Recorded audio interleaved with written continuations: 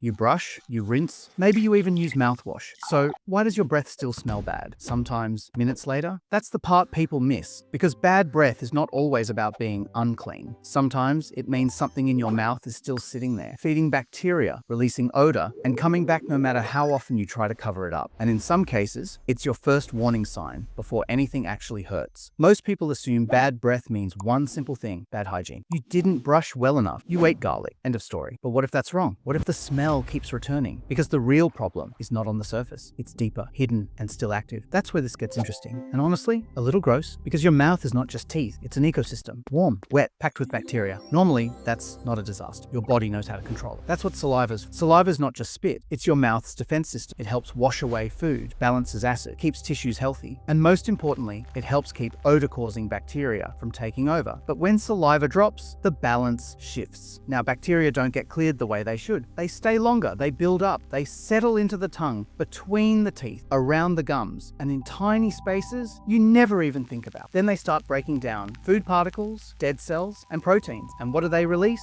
Sulfuric acid. That's what a lot of bad breath really is. Not just a dirty mouth, gas from bacterial waste, which means you can brush the front of your teeth, look clean in the mirror, even feel fresh for a moment, and still have the real odor building somewhere your toothbrush barely reaches, especially in one place, the back of your tongue. That area is almost designed to hold onto debris. It's uneven, it traps buildup. And if your mouth is dry, bacteria thrive there even faster. So some people keep brushing harder and harder, while the real odor source is sitting out of sight the entire time. And dryness makes all of it worse. Think about morning breath. Why is it so strong when you wake up? Because while you sleep, saliva drops, your mouth gets dry. Bacteria get hours to multiply without much resistance. Now imagine that same dry mouth environment happening during the day too. That's when bad breath stops being occasional and starts becoming a pattern. You may notice a sticky mouth, a coated tongue, a bitter or sour taste. You drink water, it improves for a bit, then the smell comes right back. Gum helps for 10 minutes, mouthwash helps for 20. Then you're back where you started. That's the trap. A lot of people spend months trying to hide the smell instead of asking what keeps creating it. Sometimes the cause is simple.